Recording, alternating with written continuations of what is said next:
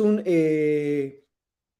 concepto jurídico que de manera sencilla tiene que ver con aquella facultad que tiene una parte contratante para prevenir, para solucionar y para, digamos, identificar problemas jurídicos que causen daño a otras personas. En este caso, la debida diligencia de estas empresas tiene que ver con sus obligaciones, tanto estatales como federales, y que esas obligaciones, al no identificarlas o al no prevenir el quebrantamiento, está causando un daño a terceras personas, independientemente de quiénes sean estas terceras personas. Entonces, ese tercero al que se le causa el daño tiene derecho a pedirle a un tribunal que el demandado no se está conduciendo con esa debida diligencia y, por tanto, que le tiene que resarcir el daño. Más o menos así,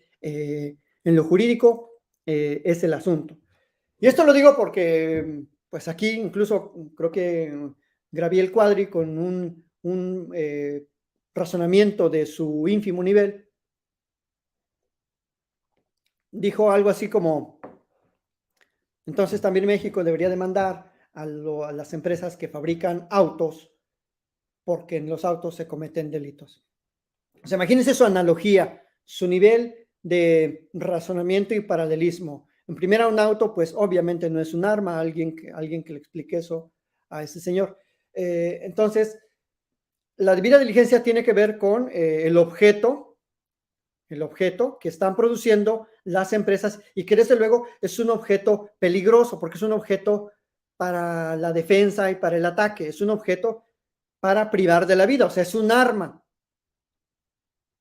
Con eso podemos establecer que estas armas no son artículos de consumo ordinarios, son pues objetos sumamente peligrosos y cuyo control, cuyo procesamiento, cuya comercialización, exportación, seguimiento tiene que ser de manera específica en el territorio en el que se producen y si se aceptan, porque pues no forman parte del Tratado de Libre Comercio, no forman parte del comercio mexicano. Aquí en México está prohibido que el público pueda adquirir un arma. Todo el procedimiento para adquirir el arma se tendría que hacer a través de la Secretaría de la Defensa Nacional con un permiso y el monopolio de esos permisos, el procedimiento lo tiene únicamente la Secretaría de la Defensa Nacional. No podemos ir a ninguna tienda a adquirir estas armas. Bueno, otro punto importante de la demanda, y aquí para que empiecen a hacer sus preguntas o comentarios,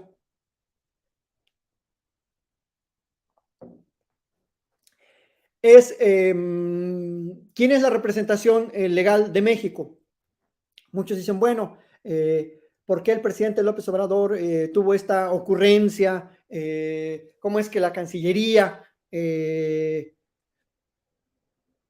se le facilitó el formular esta demanda? ¿Por qué se está planteando esta demanda?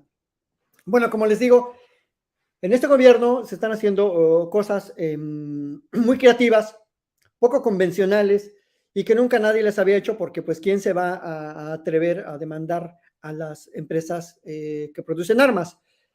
Pero aquí quiero decir que sí hay antecedentes de asuntos distintos en el que se le reclama responsabilidad civil a las empresas de Estados Unidos.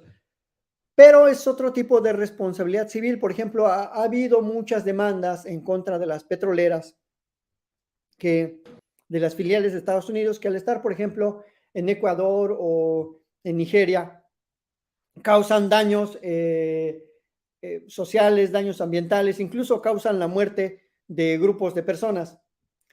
Entonces, el acto, la actividad y las consecuencias de ello serán propiamente en el extranjero.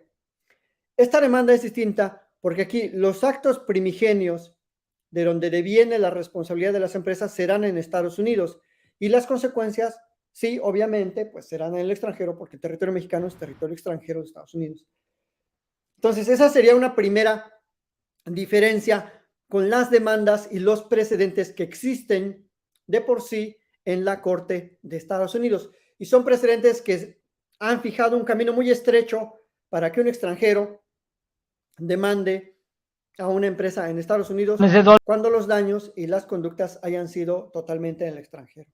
Entonces, aquí tenemos una gran diferencia para que no los confundan o la gente les diga, pero eso no procede porque hay antecedentes en la Suprema Corte. Está el más reciente en 2013, el caso Kiobel versus Shell, en el que efectivamente la Suprema Corte dijo, no puede aceptar que un nigeriano venga a demandar a Estados Unidos, a una empresa de Estados Unidos en Estados Unidos, porque sería como darle un efecto extraterritorial a las leyes. Eso desde luego todavía es discutible porque ya había unos precedentes de los años 80 en el que sí se permitía a un extranjero demandar a un estadounidense cuando los actos ocurrían en el extranjero, porque se supone que Estados Unidos respeta las leyes internacionales y las leyes de la humanidad. Pero bueno, eso ha cambiado porque la Corte de Estados Unidos tiende mucho a modificar sus criterios. No hay una estabilidad, digamos, jurisprudencial, y más ahora que tenemos una Corte en Estados Unidos conservadora, de mayoría conservadora, pues va a ser difícil que prosperen ciertos planteamientos progresistas. Bueno, pues muchísimos saludos a todos los que están conectando. Alicia, Temis, muchas gracias.